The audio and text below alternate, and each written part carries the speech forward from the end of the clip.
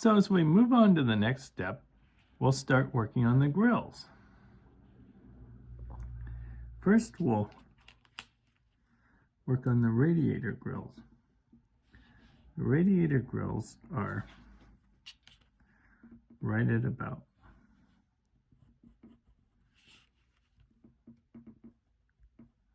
3/8 of an inch high.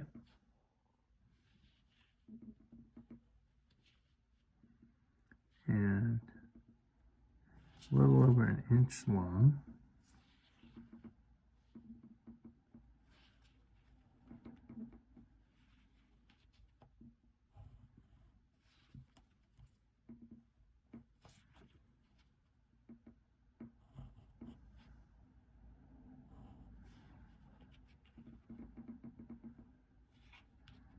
To make it come down the tiniest bit more. And they have, as I've mentioned before, they have the little like single line of rim around them. And then these Chessie System SD40-2s have the later SD40-2 grill.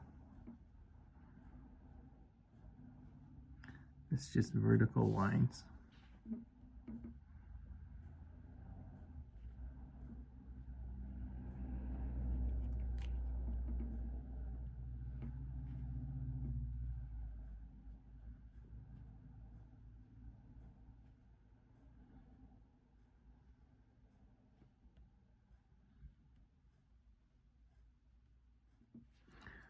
And then put the blower duct in, which it's right at about an inch. And again, it's right at about 3/8. And it has the same vertical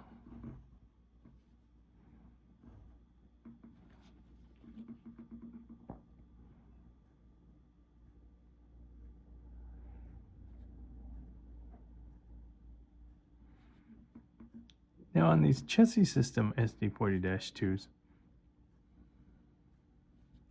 and on Chessie System in general, I'm not saying relatively that it's a good habit one way or the other to get into or not, but one thing that you kind of start to notice is, let's work on the dynamic brake here, is some locomotives,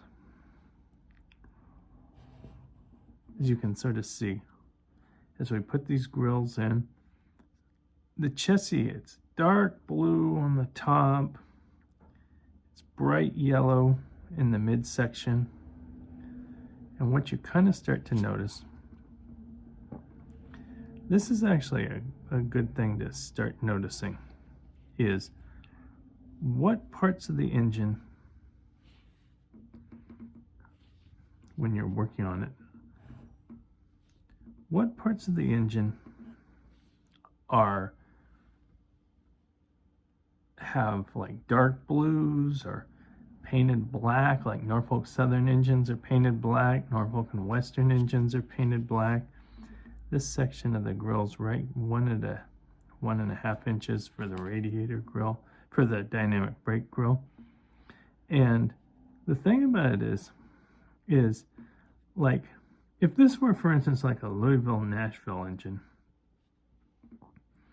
I would that much more stress to like get up and sharpen your pencil on these grills and make the grills really, really tight, because where it's painted gray, you would see the grill.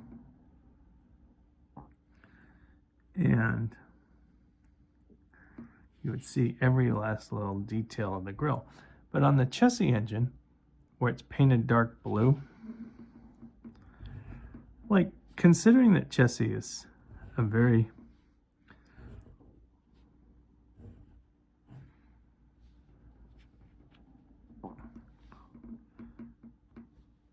popular railroad, why don't we put the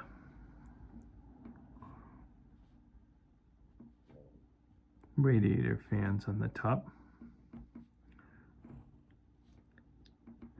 kind of each engine has its own personality. Like the grills on this are tucked away, yet this has very complex lettering with the cat and everything, and the lettering stands out there, whereas a Louisville-Nashville engine just has the L and the N, but then the grill work has to be tighter. So as you would quickly notice, each engine has parts you have to kind of focus on. Sometimes it's the grill work more, sometimes it's the lettering more, you know. So each different engine, as you kind of go into it, you kind of start to pretty quickly notice what part of this engine, almost as you go about it, what part of this engine, you know, as you just sort of start to just look it over, what part of this engine is going to be the most challenging. And maybe what I do, for instance, is as I'm kind of starting out, I sort of work on a few other areas of the engine so that I'm warmed up, you know, like kind of taking a few free throw shots or something. So, you know, so that as I get to that area, before I get to the grills, I've been drawing doors or doing something like that. And like, here's something to notice on Chessie engines. Their battery box has this sort of slat. That's sort of a Chessie detail. Then here, why don't we put the cab window on.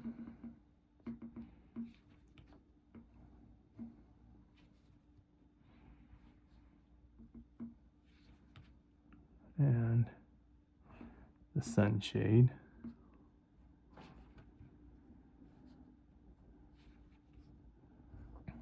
And the cab window, getting a little ahead of myself, is right at about a ½ inch. And there's mirrors on both sides.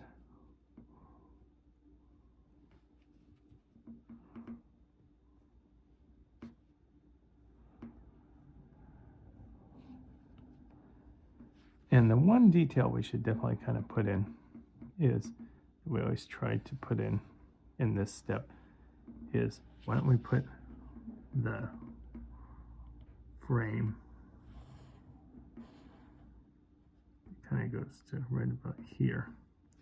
And this will be painted orange. So actually this part of the frame actually stands out quite a bit on this engine because it's painted orange versus the yellow or the blue. You actually sort of really see the difference of the frame. And probably several of these other details, I want to wait till I get a sharper pencil. Could maybe draw the box here on the nose. Kind of a few steps, you look around, what can I draw here or there? And then you sort of say, after you've drawn for about 10 minutes or so, you kind of say to yourself, I've probably had enough drawing for the moment that I should probably sharpen my pencil. Just put the number board in the back and put the number board in the front and put the headlights. And at that, it's probably just as well that I sharpen my pencil, and we'll come back and we'll work on the trucks.